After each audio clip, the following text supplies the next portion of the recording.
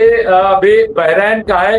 ये जो मैं दिखा रहा हूँ, ये बहरैन का वीडियो है। जयदीप सिंह बुंदेला साहब ने अभी हमें बताया। ये आप देखिए कि एक साथ कई जो है, यानी जैसे हम देखते हैं ना शादी ब्याह में किस तरह से पटाखे या वो एक छोड़ा जाता है और कई, उसमें ये आप देखिए कि कई तो इस तरह की ये, और इसमें इंटरसेप्टर जो है वो कंफ्यूज हो गए इसी वजह से। इंटरसेप्टर कंफ्यूज हुए तो ये वीडियो हम आपको दिखा रहे हैं बिल्कुल ताजा। यहाँ पे एक और वीडियो हमें भेजा है जयदीप भाई ने, मैं उसको भी दिखाना चाहता हूँ कि वो भी मैं आपको दिखा दूं कि किस तरह के हमले जो है इस वक्त हुए हैं।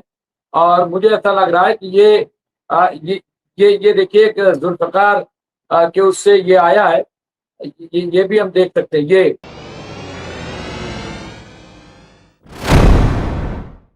ये आप देखिए किस तरह से ये, यानी कई, आप ये देखिए ये बिल्कुल कमाल है अपने आप में। ये अजीब व गरीब यहाँ पे हम देख सकते हैं। ये आप देखिए, ये वाकई जो है देखा जाए तो आ, म, जी, मैं फिरोज बख्श साहब पास आऊंगा। फिरोज बख्श साहब, ये आप देख रहे हैं इस तरह के हमले जो है वो ईरान की तरफ से किए जा रहे हैं, क्या कहेंगे फिरोज बख्श साहब? जी, डॉक्टर मुमताज आलम साहब, ईरान ने जो हमले किए हैं ये इसलिए किए हैं ताकि ये जितने भी अरब ममालिक हैं, फिलहाल हम बात कर रहे हैं बहरीन की, कुवैत की, और इसके अलावा आपका जो है यूएई की, जॉर्डन की, सऊदी अरब को भी उसमें ले लीजिए, ठीक है, और उसमें आप इसको भी ले लीजिए, आपका ओमान को भी ले लीजिए। इन सब ममालिक को एक संदेश दे दिया है ईरान ने, और इन मुल्कों के कुछ जो रिप्रेजेंटेटिव्स गए थे सुप्रीम कमांडर के उसमें फ्यूनरल में, जिस तरीके से अलग अलग कुरानी आयात और उनका तर्जुमा करके इन्होंने वहाँ पे दिया है कि आप सबको एक साथ होना चाहिए, आपको गुलामी नहीं करनी चाहिए जालिम लोगों की, आपको जो है अल्लाह अपनाना चाहिए को। जिस कस्म की बेवकूफ़ी, यानी अरब मुल्क को जिस कस्म की फजूल बात में वो जकड़ा हुआ था, उसके हिसाब से कुरान बहुत बड़ा डॉक्यूमेंट है। हर मामले के लिए यहाँ पर ये समझिए वजाहत, स्टेटमेंट और नसीहत मौजूद होती है।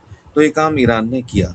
ईरान उसी रास्ते पर चल रहा है, और ईरान ने पहले ही कह दिया था ट्रम्प साहब से कि देखो आप बाज आ जाओ। एक और यहाँ पे बहुत इम्पोर्टेंट बात जयदीप साहब ने बताई है। ये न्यूज उन्होंने कहा है कि जंग का सारांश ये बताता है कि ईरान को वेस्ट एशिया के अमेरिकी ठिकाने नष्ट कर रहा है, क्योंकि उसके पास बहुत ही सटीक जानकारी मिली है। बहुत ही, यानी इधर उधर नहीं, ईरानी सूत्र खबर है कि यूएस ईरान के उन्हीं ठिकानों को टारगेट कर रहा है जो वो पिछली जंग के दौरान टारगेट कर चुका था। यहाँ यादवेन साहब लिखा, बुंदेला भाई, ट्रम्प कॉमेडी करके तेल मार्केट को कंट्रोल करके दुनिया को पागल बना रहा था। अब ईरान ट्रम्प को पागल बना ही देगा, जिसकी दवा नहीं मिलेगी। तो यहाँ पे यादवेन ने ये लिखा। ये वाकई अगर देखा जाए तो हैरान करने वाली बात है। फिरोज बख्श साहब, कंटिन्यू। देखिए, ऐसा है, ये जंग ना बड़ी सख्त होने जा रही है, और ये मतलब इसमें कोई सीज फायर का कोई मामला नहीं है। सीज फायर का मतलब यही होगा कि ईरान ने अटैक कर दिया, फिर 2 दिन का उसमें ठंडक रही, अमेरिका ने कर दिया, उसके बाद फिर 1 दिन की ठंडक रही, ईरान ने कर दिया। ये जंग इसी तरह से चलेगी। देखिए, पिछले मैंने आपके प्रोग्राम में ये कहा था कि ईरान 8 साल की लगातार जंग लड़ चुका है। वो इराक से नहीं लड़ा था, वो भी अमेरिका से ही लड़ा था, क्योंकि उसकी बैक पे अमेरिका था। ये अलग बात है कि बाद में इराक को तबाह कर दिया अमेरिका नहीं। तो अब ये जो जंग है ये कितने साल चले, हो सकता है वियतनाम की तरह चले, हो सकता है ये अफगानिस्तान की तरह चले। अब इसमें देखिए, अब जंग का जो मेन जो नस्बुलैन है अब मेन नस्बुलैन सिर्फ एक है, अमेरिका का हॉर्मुज़ पे कब्जा करना, दूसरे की प्रॉपर्टी के ऊपर हावी होना। और ईरान का भी एक नस्बुलैन है। अब ये जो एटम बम वगैरह और ये मिसाइल बनाने का और ये प्रॉक्सीज, इस सब से बात हट गई है, क्योंकि अब तो खून लग गया है इसको, अमेरिका के मुंह को खून लग गया है। बात कर रहा है 20% कमाने की, बात कर रहा है कि हम अपने ही जहाज भेजेंगे। तो अब ये है कि ईरान खामोश तो बैठने वाला नहीं है। ईरान को पता था एक दिन ये होना है, उसने उसकी तैयारी कर रखी थी। ठीक है, अमेरिका के पास बड़ी ताकत है, बड़ी पावर है, बड़े हथियार हैं, बड़ा इंटेलिजेंस उसके पास है, हर चीज़ उसके पास है अमेरिका के पास। लेकिन ईरान को इस बात का अंदाज़ा था कि उसके साथ एक दिन ऐसा ज़रूर होगा, ठीक है। और ये सोच कर के उसने पिछले 40-45 साल से तैयारी की थी। अमेरिका अपने सारे घोड़े खोल रहा है और अब ये देखना है कि ये नवंबर तक तो ऐसे जारी रहेगा जब तक इलेक्शन है अमेरिका में, ठीक है। उसके बाद दो चीज़ें हो सकती हैं, या तो लड़ाई थम जाए या लड़ाई इससे भी अधिक भीषण हो जाए, इससे भी ज़्यादा ख़तरनाक हो जाए। अब बहरहाल हम तो खाली डिस्कस कर रहे हैं, लेकिन वक्त बताएगा, इनमें से दो में से एक बात ज़रूर होगी। लेकिन अब मौजूदा जो सूरत हाल है उसमें देखिए एक चीज़ ये भी है कि अभी जैसे अभी शायद आपके यहाँ भी एक बुंदेला साहब ने एक कमेंट भेजा था कि अमेरिका अपने 2 जहाज़ जो है वहाँ इसराइल में लैंड करवाना चाह रहा था, गालिबन बेन गुरियन पे, तो इसराइल ने मना कर दिया। इसराइल ने तो देखिए धमकी दे दी है इनको, ट्रंप को, कि अगर तुमने ईरान को नहीं दबाया, ईरान पे अटैक नहीं किया, तो हम तुम्हें ख़त्म करवा देंगे मोसाद से। इस चीज़ का बड़ा असर है ट्रंप के ऊपर, और ट्रंप इस बात को जानते हैं कि अगर इसराइल ने ये फैसला कर लिया कि उनका काम तमाम करना है ट्रंप का, तो इसराइल इस काम को कर देगा। इस चीज़ के लिए इसराइल 45-50 साल से जाना जाता है और दिखाया। तो ट्रंप जो है, ये भी अब दुनिया में कुछ लोग कह रहे हैं कि अपनी जान बचाने के लिए कि मोसाद उनको कत्ल ना कर दे। पहले तो ये हवा उड़ाई गई कि ईरान कत्ल करेगा, ईरान ऐसा नहीं करेगा, ये काम अगर कोई करेगा तो इसराइल करेगा, और इसी वजह से ईरान पे रोज बख्श साहब, मैं आऊंगा यहाँ पे। रेशमा बानो ने एक ब्रेकिंग न्यूज दी है जो आप तक पहुंचना बहुत जरूरी मैं समझता हूँ कि है। जो हमारे इस वक्त नाजरीन जो है देख रहे हैं, व्यूअर जो इस वक्त तकरीबन 450 के करीब लोग जुड़े हुए। ब्रेकिंग न्यूज या international sources leak that many US soldiers are killed.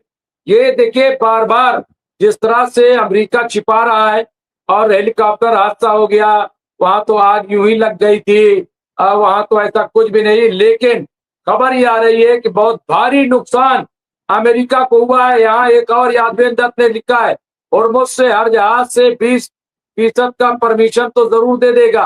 Hormuz America का ही ना है।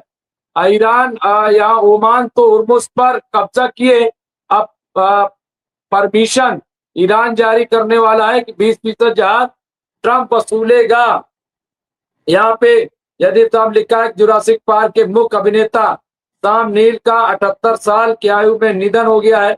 यहाँ पे जो कि फिलिस्तीन के प्रबल समर्थक थे। अब पता नहीं क्या हो रहा है कि जितने यहाँ पे लोग आप देखेंगे इस तरह के खबरें आ रही हैं। मैं आखिर में फिर दुआ के लिए आऊंगा, लेकिन इस वक्त की बड़ी खबर, और अब्दुल वाहिद साहब, ये सारी खबरें आप सुन रहे हैं, जिस तरह के खबरें आ रही हैं, और ईरान यहाँ यूएस यहाँ सऊदी को यहाँ पे खींचना चाहता है जंग में।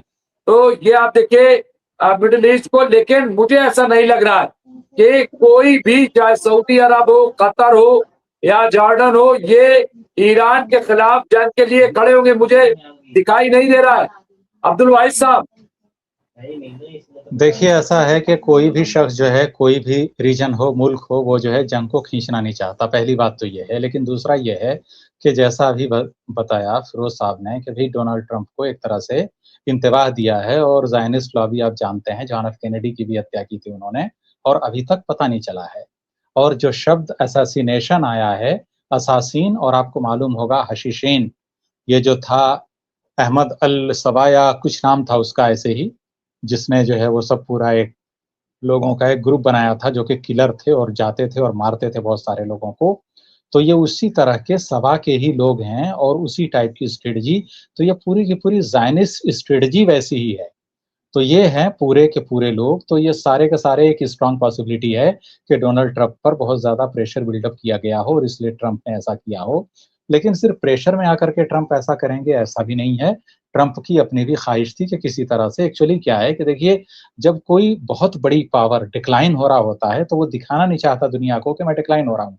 तो वो दिखाना ये चाहता है कि मैं अभी भी स्ट्रॉन्ग हूँ, मजबूत हूँ और मैं अभी भी जो है इस पोजीशन में हूँ कि मेरी बात मानी जाए या मैं अपनी बात मनवा सकूँ। अब ये अलग बात है कि अमेरिका की बात मानी नहीं जा रही है या वो अब वो बात अपनी मनवा नहीं पा रहा है।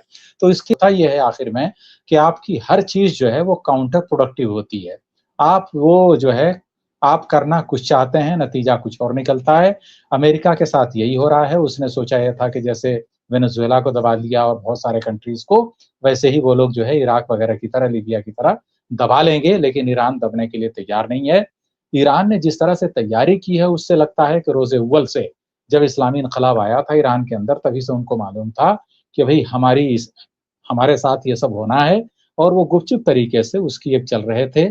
इसके ऊपर एक अलग से लिटरेचर पढ़ा जाना चाहिए कि इस्लाम ने जो मईशत के उसूल बताए हैं उस पर किस तरह अमल किया उन्होंने और सारी जो है वेस्ट की पाबंदियों के बावजूद उन्होंने अपनी मईशत को गिरने नहीं दिया। अवाम के लिए फलाही काम करती रही ईरान की गवर्नमेंट और अपनी दिफाई क़ुव्वत में भी इजाफ़ा करती रही। तो ये बहुत सारी चीज़ें हैं जो ये बता रही हैं कि ईरान कमज़ोर नहीं है और ईरान भरपूर अंदाज में जवाब दे रहा है। जो ईरान के मौजूदा हमले हो रहे हैं बहरीन और कुवैत पे, वो इस बात की बिल्कुल निशानदेही जो है कर रहे हैं कि ईरान जो है एक फैसलाकुन मार्का आराई के लिए भी तैयार है। शदीद से शदीद तर हथियार इस्तेमाल करने के लिए तैयार है। हो सकता है ईरान वैसे भी हथियार इस्तेमाल कर ले या रशिया और चाइना कुछ ऐसे वेपन्स भी ईरान को दे दें जो अभी तक टेस्ट नहीं किए गए हैं। तो इसलिए जो है अमेरिका अगर ये उसमें है कि भई हम जो है शदीद तरीन हमला करेंगे ईरान पर तो ईरान डायलॉग टेबल पे आ जाएगा। ईरान इस वक़्त करो या मरो की हालत में है। ईरान इस तरह से डायलॉग टेबल पे तो नहीं आएगा। डायलॉग टेबल पे उसी वक़्त आएगा जब अमेरिका और उसके एलाइज़ जो है दियानतदारी के साथ डायलॉग टेबल पे आएँगे, बददियानती के साथ नहीं। जी मुमताज़ भाई। यहाँ पे देखिए बड़ी खबर, जयदीप सिंह बुंदेला साहब ने ये खबर दी है। यूएस सीनेटर रोजर मार्शल ने कहा है, मैं ईरान पर हमलों का समर्थन करता हूं, लेकिन मैं युद्ध में खोए गए सैकड़ों सैनिकों के प्रति शोक संवेदना भी व्यक्त करता हूं। और जबकि अमेरिका सिर्फ अभी ये बता रहा है कि 14 लोग सिर्फ मारे गए हैं और 450 करीब जख्मी हुए, लेकिन ये जो बयान आया यूएस सीनेटर का, मेंबर पार्लियामेंट का, रोजर मार्शल का, मैं समझता हूं कि ये बहुत ही इंपॉर्टेंट है, बहुत ही अहम है। और जनाजा देखिए अमेरिका नहीं उठा पाएगा, ये आप समझ लीजिए। और वहां एक अफरा तफरी का माहौल हो जाएगा जब ये खबर फैलेगी, और मुझे लग रहा है कि ऐसा होगा। तो बहरहाल मैं आखिर में चाहूंगा, काफी रात है, इतने देर लोग, काफी देर से लोग रुके हुए, लेकिन दुआ के साथ मैं चाहूंगा कि अपनी बात खत्म कर दें। फिरोज बख्त साहब, दुआ दरअ्त करा दी। जी जी, हाँ मैं दुआ करा रहा हूँ। और दुआ कराने से पहले अमेरिका की इस धमकी को भी मैं चाहता हूँ कि खुदा इस धमकी को बिल्कुल ख़त्म कर दे। उसने धमकी ये दी है कि देखिए ईरान ने जो अपना एक एनरिच यूरेनियम का एक सेंटर बनाया हुआ है और वहाँ उसके हथियार भी हैं, कोहे कोलांग उसको बोलते हैं। तो इन्होंने ट्रंप साहब ने अपने जो इनका वो है ट्विटर, उस पर लिखा है कि हम कोहे कोलांग पे जो है मैं एक चीज कब्जा और करेंगे। हाँ जी, अभी तक अमेरिका ने कहा था, अभी ईरान ने कह दिया है कि एमयू जो है हमारा वो खत्म हो गया है। ये ईरान की तरफ से भी ये ऐलान कर दिया गया है। यहाँ पे ईरान ने ऐलान कर दिया है, वजारत खारजा से अब आ गया है कि एमयू जो हमारा अमेरिका के साथ था वो खत्म हो गया है, अब वो जारी नहीं रहेगा। यहाँ पे IRGC, यहाँ पे स्टेटमेंट है, हमने बहरीन के शेख ईसा एयरबेस पर दुश्मन के जहाजों और विमानों के हथियारों और पुर्जों को रखने वाले गोदामों पर हमला किया है। ये आप देखिए, यहाँ बयान आ गया है जी फिरोज बख्ता, बड़ा बयान आया है।